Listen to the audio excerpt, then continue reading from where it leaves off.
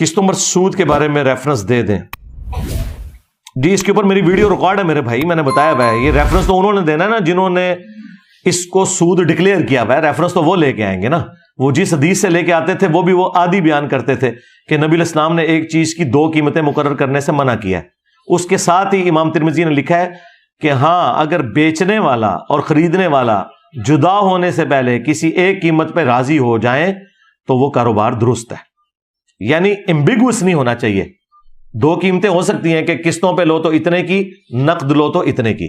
اب آپ کہیں گے یہ جو فرق آیا ہے تو یہ سود ہو جائے گا. سود فرق اس وقت ہوتا ہے جب پیسے کے بدلے پیسہ ہو. ونس کموڈٹی انوالو ہو جائے تو دنیا کا پورا کاروبار چل رہی کموڈٹی کے اوپر ہے, پروڈکٹ کے اوپر ہے.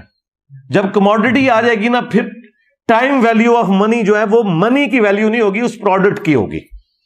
10 لاکھ کے پیچھے 10,000 لینا حرام ہے, لیکن 10 لاکھ کی چیز اگر آپ کسی کو دیں اور اس کے اوپر 10,000 مہینہ کرایہ آپ لے لیں, کوئی کار دے دی آپ نے, تو وہ حلال ہے کیونکہ پروڈکٹ انوالو ہو گئی. تو یہ ایک پوری ڈاکٹرن ہے. اس کے لیے آپ میری ویڈیو وہی دیکھ لیں جو میں نے حلال اور حرام کاروبار کے 4 اصول بتائے ہیں. قسطوں کا کاروبار اس کو بھی میں نے ڈسکس کیا ہے. باقی اس میں جو ہمارے استاد ڈاکٹر اسرار صاحب کا موقف ہے وہ سختی پر مبنی ہے, سوائے چند اہل حدیثوں کے. وہ بھی سارے اہل حدیث نہیں, آج کے بھی کتنے بڑے محقق اہل حدیث علماء ہیں. شیخ زبیر صاحب کے جو شاگرد ہیں ہمارے جیلم سے, غلام مصطفیٰ ظہیر صاحب, انہوں نے باقاعدہ پورا مضمون ان کے رسالے میں چھپا ہے. وہ قسطوں کے کاروبار کو جائز سمجھتے ہیں. علماء عرب سارے کے سارے جائز سمجھتے ہیں. علماء عجم میں بریلوی دیوبندی سارے کے سارے علماء قسطوں کے کاروبار کو جائز سمجھتے ہیں. چند اہل حدیث نے, اور ڈاکٹر اسرار بھی انہی سے متاثر ہو کے انہوں نے یہ بات کی ہے, وہ بات بالکل غلط ہے. یہ قرآن میں جو آیا نا کہ کافر کہتے تھے کہ سود حرام کیوں ہے جبکہ کاروبار بھی تو سود کی طرح ہے. تو اللہ نے کیا کہا کہ اللہ تعالیٰ کاروبار کو حلال کرتا ہے اور سود کو حرام. یہ وہ کیوں اینالوجی بناتے تھے؟ اس لیے کہ نبی علیہ السلام کے زمانے سے لے کے آج تک یہ کاروبار رہا ہے کہ نقد کی چیز 100 روپے کی, ادھار کی 150 کی یا 120 کی.